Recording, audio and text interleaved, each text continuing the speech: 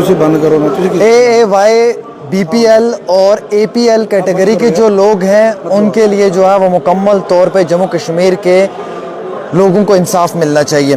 एजाज जान साहब ने आज जम्मू कश्मीर की असम्बली में आवाज़ उठाई है कि इनजस्टिस हो रहा है AAY वालों के साथ, BPL वालों के साथ और APL कैटेगरी के लोगों के साथ। आप देख लीजिए, जैसे NYC का मुलाजिम है, इसकी तनख्वाह 2500 रुपये है, इसे AAY में से हटा दिया, APL में डाल दिया। अब 2500 रुपये का मुलाजिम APL में डिज़र्व करता है या नहीं करता है, ये देखने वाली बात है। बहुत बहुत शुक्रिया सर, आज आपने बड़े जेन्युइन मुद्दे पर बात की और मैं आपकी स्पीच सुन रहा था, आपने बड़ी अच्छी चीज़ें उसमें कही हैं। सबसे इम्पॉर्टेंट ये कि AAY BPL और APL के लोग हैं सर, ये जो जस्टिफिकेशन दे रही है गवर्नमेंट, ये किस बुनियाद के ऊपर दे रही है? आपने इनसे पूछा सर? देखिए, शुक्रिया आमिर साहब। सबसे पहले तो मैं बताऊं आपको कि जम्मू कश्मीर की जो तबाही की है, ये तबाही साफ तौर पे आपको कहूँ मैं PDP और BJP ने की। 2012 में एक्ट गवर्नमेंट ऑफ इंडिया ने 12-13 में पास किया और जब वो एक्ट जम्मू कश्मीर में आया तो उस टाइम हमारी सरकार थी, उमर अब्दुल्ला साहब की सरकार थी। हमने उस एक्ट को यहाँ लागू नहीं किया और पूरे 3 साल उस एक्ट के बिना बड़े अच्छे तरीके से हमारा CAPD डिपार्टमेंट चला। लेकिन जैसे ही उसके बाद PDP की सरकार BJP के साथ आई, इन्होंने वो एक्ट जो है यहाँ पे इम्प्लीमेंट कर दिया और उस एक्ट के इम्प्लीमेंट करने के साथ APL के जो तमाम राशन जो है वो बंद हो गया और उसके साथ BPL का जो है वो भी कोटा कम हो गया। और APL वालों को पहले बेचारों के साथ था, मैं नहीं कहूँगा उनको, उनके साथ इतना इनजस्टिस नहीं हुआ लेकिन उनके साथ भी हुआ। तो मैंने आज की ग्रांट्स पे जो मैंने स्पीकर सर को ये कहा और ऑनरेबल मिनिस्टर को भी ये कहा कि इसमें जो ऐड करने की ज़रूरत है, हमें वो ऐड करने की ज़रूरत है कि हमारा जो APL के लोग हैं, जम्मू कश्मीर एक पहाड़ी इलाका है और एक दूर दराज इलाका है और जम्मू कश्मीर की अपनी बहुत सी मुश्किलात हैं। यहाँ पे लोगों को ना रोज़गार ना कोई और ज़रिया, तो यहाँ पे आप BPL और APL को ज़्यादा फ़र्क मत समझिए। यहाँ APL में भी मैं आज की डेट में आपको चैलेंज से कहता हूँ कि जो APL जो लोग BPL के ज़ुमरे में नहीं हैं, उसमें भी 40 से 45% लोग BPL के हैं।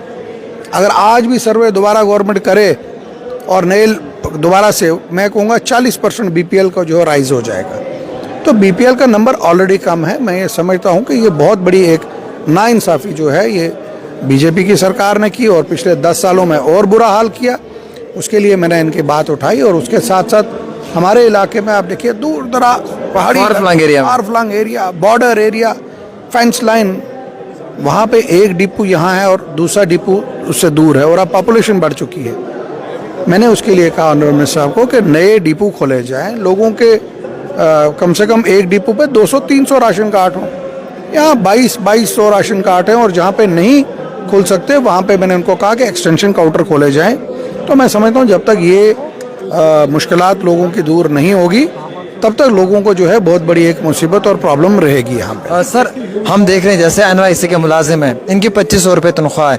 इन मुलाजिमों को AAY वाली कैटेगरी में भी तो ये नहीं है ना, BPL में, ये APL में डाले हुए। अब 2500 का मुलाजिम APL में आप कैसे देखते हैं? मैं वही आपको कह रहा हूँ कि ये जो APL में हैं, अगर कोई सुने तो ये 40 से 45% लोग इन सबको BPL में डाल देना चाहिए। और आप यकीन नहीं मानोगे, इन लोगों के पास सुबह ये पुंछ में बस स्टैंड पे जाते हैं या दिहाड़ी पे लोगों के कामों पे जाते हैं, शाम को अपना काम कंप्लीट करके जब घर आते हैं, जो इनको दिहाड़ी 300-400 मिलती है, उससे ये रात का रोज़गार चलाते हैं। कोई ज़रिया नहीं है। पहले रियासत से बाहर जाके मजदूरी करते थे बेचारे, सऊदी जाते थे, बाहर जाते थे। अब आज आपको पता है उस मामले में भी हालात ख़राब है, तो मुश्किलात बहुत ज़्यादा हैं। तो मैंने इसीलिए मैंने ऑनरेबल मिनिस्टर साहब को कहा और चीफ मिनिस्टर साहब के नोटिस में भी ये बात लाई कि आपके वक्त में आपने उस कानून को नहीं यहाँ इम्प्लीमेंट किया और लोगों ने 3 साल रिलीफ लिया और आज देखिए क्या हालात है। सर, क्या इसका सर्वे होना चाहिए नई तरीके से राशन कार्डों का, और जो बोगस बेनिफिशरीज हैं जिनके पास जाली राशन कार्ड हैं वो निकाल देने चाहिए? देखिए, मैंने बार बार ये बात कही है, कुछ ज़्यादा नंबर नहीं है, थोड़ा सा नंबर है जो जाली राशन कार्ड बने हैं, उनको जल्द से जल्द उस कैटेगरी से हटाना चाहिए।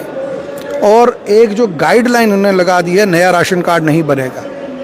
मैं दिल्ली में गया, वहाँ मैंने 1-2 साथियों को पूछा आप हिंदुस्तान के किसी भी कोने में आप चले जाइए, अगर आप वहाँ से 3 से 4 महीने से ज़्यादा वहाँ रहते हैं तो वहाँ आप अपना राशन कार्ड बना सकते हो और पीछे जहाँ आपका राशन कार्ड है उसको कटवा सकते हो। लेकिन यहाँ ये मुश्किलात है, पिछले 10 सालों में इन्होंने ऐसा कानून बना दिया है कि आज अगर किसी को राशन कार्ड नया बनाना हो तो जनाब फिर उसको 6 महीने पहले लगेंगे दफ्तरों के चक्कर लगाने के, और उसके बाद अगर उसकी बहुत बड़ी कोई सिफारिश होगी तो शायद, पक्का नहीं, शायद उसका राशन कार्ड बन जाए।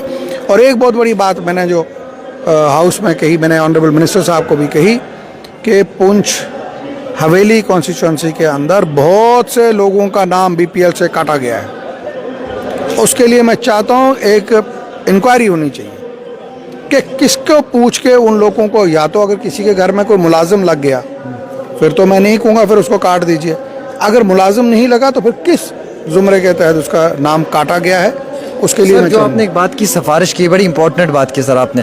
ये सिफारिश का दौर कब तक चलेगा सर? क्योंकि मैं देख रहा हूँ गरीब लोग हमसे भी मिलते हैं, रिपोर्टिंग करवाने के लिए आते हैं, वो भी कहते हैं कि जनाब फलां गांव में उस फलां साहब की सिफारिश थी, उसका राशन कार्ड बन गया, मेरी तो कोई सुनने वाला ही नहीं है। मैं तो जब राशन बनाने जाता हूँ कार्ड तो मुझे वहाँ जलील करके निकाल दिया जाता है दफ्तर से।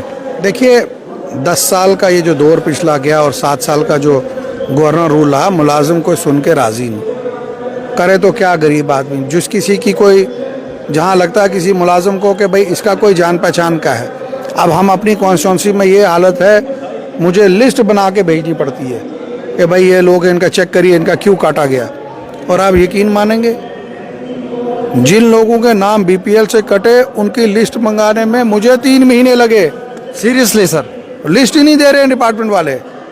और मैंने 3-4 लेवल पे कहा, जब मैंने उनको कहा कि मैं आपके खिलाफ केस रजिस्टर कराऊंगा, फिर उन्होंने एक लिस्ट भेजी, वो भी लिस्ट हाथ से लिखी हुई। इसका मतलब इतना बड़ा घोटाला हो रहा है सर सिस्टम के अंदर? बहुत बड़ा घोटाला है। लेकिन मुझे उम्मीद है कि अब जो ये सरकार बनी है, ये लोगों का काम, आप ये सोचिए कि मैंने इन राइटिंग उनको भेजा, लिस्ट भेजी है, वो मुझे पेन के साथ लिख के भेज रहे हैं। तो आप सोचिए कितने बड़ी नीचे धांधली है। और अगर आप किसी जगह, कोई हैरान होंगे कि जहाँ जो पोस्ट होना चाहिए, जहाँ पे एक पक्का मुलाजिम होना, वहाँ चौकीदार के पास चार्ज, चौकीदार चला रहा है ये डिपार्टमेंट। ट्रांसपेरेंसी कहीं नहीं है। मैं आपको खुद कह रहा हूँ, इन 10 सालों में मैंने एक जगह रिक्वेस्ट की किसी बंदे के लिए कि इसको जनाब वहाँ लगाइए, ये he is a confirm officer. Confirm officer को लगाने में मुझे लगा 15 दिन, क्योंकि वहाँ पे किसी एक बंदे के पास 3 जगह के चार्ज थे। मैंने कहा यार एक परमानेंट आदमी लगाइए, लोग आते काम करेंगे। खैर वो लग गया वहाँ पे जब वो पक्का मुलाजिम, लेकिन जो टेम्परेरी था उसका ऑर्डर पहले कहीं और हुआ, उसके बाद वो दूसरा हुआ।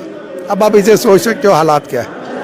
हालात जो हैं, सुनने वाला कोई नहीं है सर। ये 10 साल का खराबा है, वक्त लगेगा। क्या करेगा बेचारा उमर अब्दुल्ला साहब, क्या करेगा मंत्री साहब। इस निज़ाम को ठीक करने में हमें, मैं नहीं ज़्यादा कहूँगा, 2-4 महीने और लगेंगे, ये सारा ठीक हो जाएगा। और मीडिया के हवाले से मैं उन मुलाजमों को ये कहना चाहता हूँ, मैं नहीं कहता हूँ 100% मुलाजिम गलत है, 2% मुलाजिम गलत है, ब्लैक शिप्स 98% मुलाजिम बहुत बेहतरीन काम कर रहे हैं, लेकिन 2% मुलाजिम है, हमें उन 2% को आइडेंटिफाई करना है। बहुत शुक्रिया सर, ये बड़ी बेहतरीन चीज़ आपने कही कि हमें उस 2% को आइडेंटिफाई करने की ज़रूरत है। और सर के आज के इस प्रोग्राम में जो बयानात हैं, ये बड़े अहम तरीन बयानात हैं, बड़े अहम मुद्दे पे एजाज जान साहब ने आज असेंबली में बात की है। और इसी बात की ज़रूरत थी जम्मू कश्मीर की असेंबली को कि AAY, BPL और APL लोगों की बात होनी चाहिए, क्योंकि ये लोगों के साथ जुड़े हुए मसाइल, मुद्दे हैं जिन पे अगर एक MLA बात करेगा तो जम्मू कश्मीर सारा खुश होगा। और सिर्फ ये पुंछ की बात नहीं की है, बल्कि पूरे जम्मू कश्मीर के ऑल ओवर इन्होंने बात की है। हम उम्मीद रखते हैं कि इनके इस सवाल, इस डिबेट, इस डिस्कशन के बाद, इन ग्रांट्स के ऊपर जो रखी हुई बात है, हुकूमत, महकमा, मंत्री साहब सोच विचार करेंगे और बहुत जल्द कोई बड़ा अहम तरीन फैसला भी इनके हवाले से लेंगे। एक छोटी सी रिपोर्ट आमिर सुहेल के साथ।